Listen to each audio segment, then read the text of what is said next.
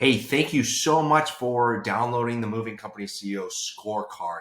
I believe that this is unbelievably valuable to you as an owner, because what happens as an owner is you can get so distracted with so many things going on. You can get so distracted with a bunch of different KPIs and data, and it ends up being so overwhelming, nothing gets really tracked. And you get lost in just the day-to-day without stepping back and going, what metrics matter in the business? What are the most important numbers that are going to drive my business forward?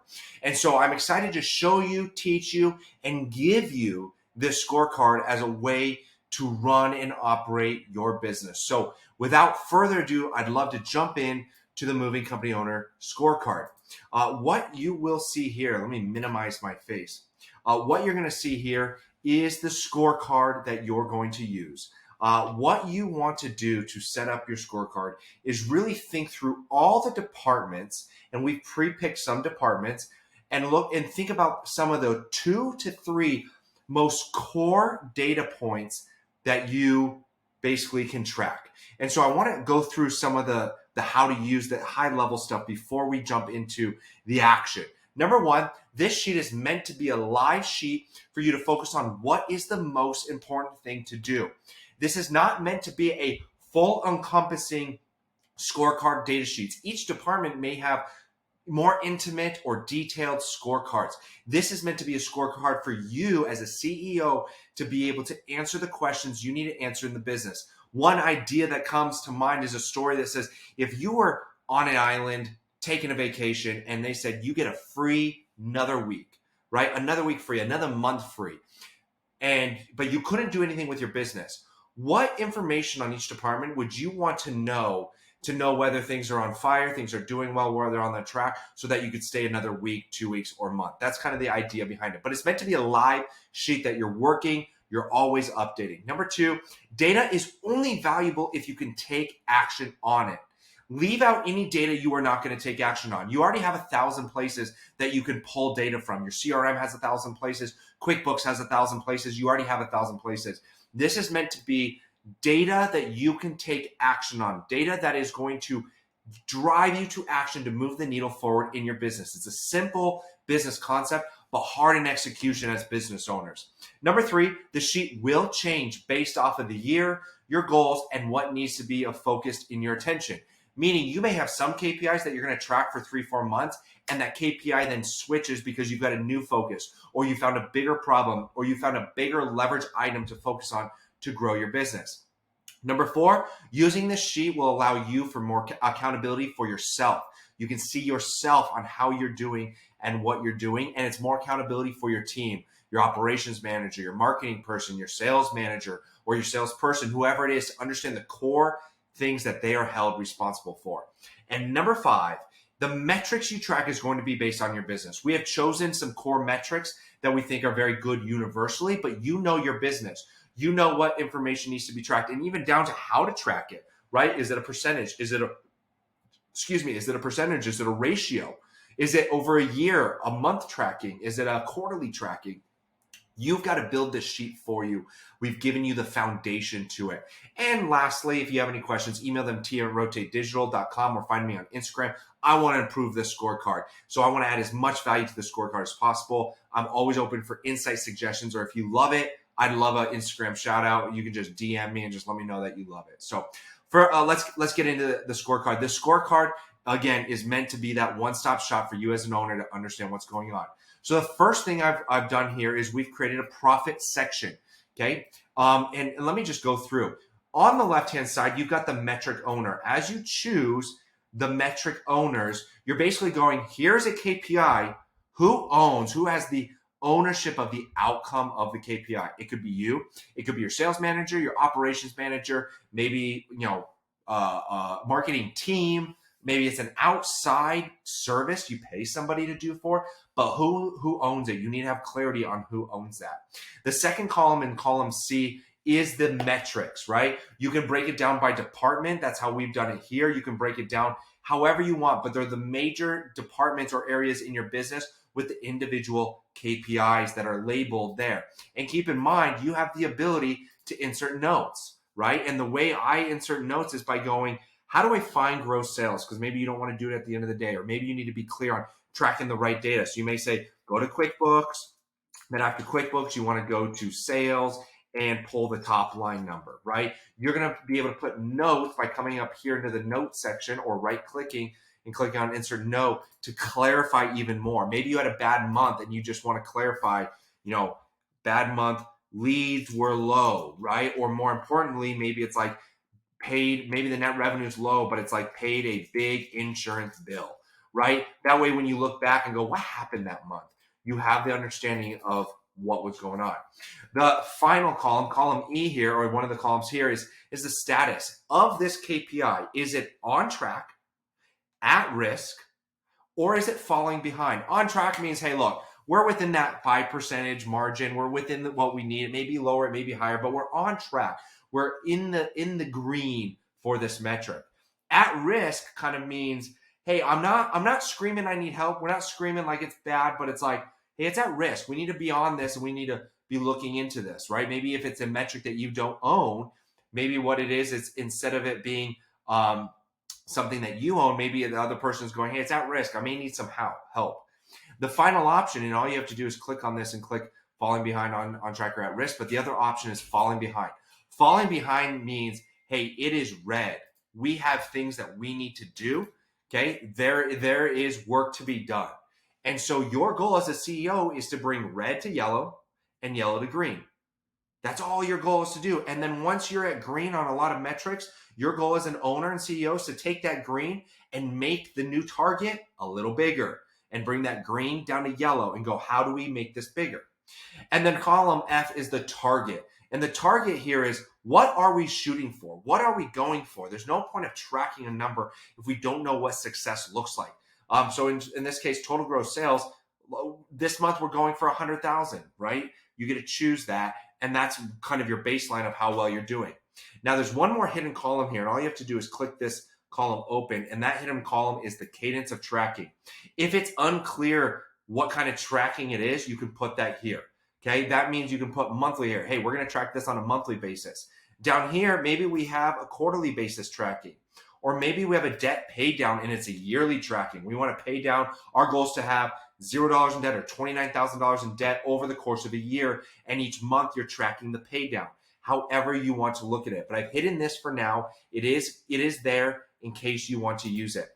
And finally, you have the current month, and this right here is really where you're taking the month compared to the target and giving it its status. Okay. Now, if you're like, hey, I really just want to look at September, October, November, all you need to do is click on the G and go through the P, and then you right click and click hide the columns. And now you can see here, maybe these are the only 2 months you want to look at. The other thing you can do is just relabel these for the months you want. You can use this spreadsheet however you want to use this scorecard, however you want to do it, as long as it gets you the data you need to create the action that you need to take in order to grow your business. So let's go through this and try to give you an example of how this is done. So let's take profit, for example. We want to understand the revenue metrics, right? This could even be done by revenue metrics, right? So let's just say our total gross sales for the month of September, right? Or October, November, December, whatever you choose, is $100,000. You're going to put that here as the target. At the end of the month, you're going to then put in what actually happened. And so you can see here, 99,542 was total gross sales. Our goal was 100,000. We're on track. So you can label that on track. That's it. Green to yellow, yellow to green. Red to yellow, yellow to green. That's your goal. Great. What about net revenue, right? Let's just say our net revenue for that month was $11,945. Well, this is a 12% margin. If your goal was 15%, you can see that you're a little bit at risk. Hey, it's not totally gone and behind, but it's at risk. We need to be starting to pay attention to it. And you can track this over time. Let's just say the next month your revenue is still $100,000. You can put in $92,000 if it was $92,000, right? $92,000. And you can see here that the $100,000 is no longer on track. It's probably more like at risk. And now you get to know what are the actions we need to take to increase this to on track. Again, you could even just hide this for the next month. Go, great, this month is done, hide it, let's go on to here. Each month is going to be different. This is you pre-planning, preemptively going, how I'm going to take the actions I need to do and plan for success. Okay. You got sales here. How maybe a metric you want to track is total booked moves. And your goal is 20 total booked moves per month. That's your goal, right? Wintertime, it maybe gets lower. Summer season, you bump that up. But for this current month, let's just say it's 20 and you came in at 15. Well, you're close to being either at risk or behind. You get to choose that based off of what you think is at risk or behind and label that. Now you can see here over the metric owner, look, the salesperson is needing to pick this up a little bit. Total booked moves weren't that good. And so the salesperson knows directly what performance and KPI needs to be tracked in order for this to happen. The close ratio, let's say your close ratio, you go, I want to close 30%, but this month you were 17%. You're clearly falling behind. So now you can have a really good conversation with your head of sales, let's say, and say, hey, close ratio is low. You can ask the right questions. How come? Why are they saying no to us? Why are they not closing? Maybe he says we're getting bad leads. It allows you to track the data to then begin to answer the right questions to investigate to change this metric around to grow your business. And so you can see it's falling behind. Moves not booked. Maybe you're wanting to track how much money, how much moves not booked is left on the table, and you want 15 or less, right? You want less than 15, right? Is what you want, right? And you did 12. Great, you're on track. You got to put that on track. Additional services sold, $2,800. Your goal is $3,000. You're on track. Let's go to the finances. We put a finance section in here. Maybe you have a storage unit and your storage at full capacity is $3,500. Or you could track a capacity. How much capacity does your storage sales have, or your storage unit have, or your storage warehouse? Again, each KPI is going to be independent based off you and your business. The real work is done in creating or thinking through what KPIs you need to be going and tracking based off your company's goals on where you want to go. So maybe it's storage sales. Maybe it's how filled your capacity of your storage sales, right? And so in this case, we did storage sales. It's 3,500. We needed 2,800, and so it's a little bit at risk. Maybe you have got a big focus on long distance sales, and your goal is $12,000 a month, and this month you did 10 grand. You're on track. You could even say, hey, you know what? That was risky. We're a little bit at risk here. You get to choose that and make it very clear what's going well or not going well. You've got claims and disputes. You've got debt paid down. So debt pay down could be, hey, here's the total amount of debt I want at the end of the year. And as you can see here, you can make it a yearly tracking. You can make it a monthly, how much are we paying down? Or you can make it, hey, this is our target at the end of this month is to have $29,000 in sales. You get to choose how you track it. Again, it's a solid scorecard to know what the core metrics to take action on to grow your business. Company operations, right? Company operations here. Maybe you're tracking your break-even revenue number. Maybe you know that $62,000 a month is going to break even for you. And that is a way you're going to track and grow your business. You go, I want to drive that down. But you know in January, based off of your warehouse, the trucks, the labor you have on staff, you're at $88,000. So you've got to take some action, whether it's letting people go, getting more revenue, whatever it is. So right now it's falling behind. You have an average move value. You can track average move value in your operations. Maybe it's labor percentage. You go, hey, on a labor percentage of how we do things, we want to be at 30%. And this month we were a little bit over it, but it was 31%. Well, that's on track. Great. You're on track here. And marketing, total number of leads, cost per move, reviews acquired, right? You can choose that. And let's say in this case, you wanted 125, you got 78. Well, you're wondering why maybe your revenue is down. It's because maybe your leads are down. All of this paints a story and a picture for you as your company owner. Now, can you get down into the details and the weeds of like how much of revenue in this section or this avenue of marketing? Of course you can. And maybe one avenue of marketing is your focus. Great. Put it in your scorecard if that's where you know you're going to be best valued at or where you're going to be able to take action on. The goal is to choose the right actions and the right KPIs to track that you can take action on. Again, don't include data that you're not taking any action on, right? For instance, you may have disputes in here, right? Well, do you believe you can take action on disputes? If the answer is yes, great. You track that and use that to take action. If you go, I can't do disputes. I can only take action on claims because claims shows me that we have faulty things that we're doing while we move. Great. Focus on claims and get rid of the disputes. however you want to build this to take the right action. But very quickly, you can see what needs to be worked on in your business and what doesn't need to be worked on. What needs to be okay, who owns them. And then one of the really cool, exciting things to do, you can go, hey, right now I have priority metrics, right? You're going into a season, you go, look, net revenue is a priority metric for me. I want to be at my top line profit percentage. I need it to be at 15%. Or you can track not percentages, you can track revenue, however you like it. I personally like to track the actual dollars because you can spend dollars. You can't spend percentage, right? If I see that I have $10,000 of net profit, I can spend that on people. I can make more of that by going, hey, if I fired this one guy who's not really doing anything, I can make an extra $2,000. But you don't always conceptualize that when it's percentage. So it just depends on how you want to track it. But let's just say net revenue is what you want to track. You can bring this up and just drag it up to your priority metrics. And you go, hey, Mr. Salesperson, we need this close ratio higher. You need to be doing more follow-ups. You need to be calling people, sending flowers, whatever action items you choose. But the outcome is I need 30% close ratio, because if you double your close ratio, you're going to double your moves and you're going to double your net profit. So you go, this is a priority metric. You click and you drag this up to the priority metric section here.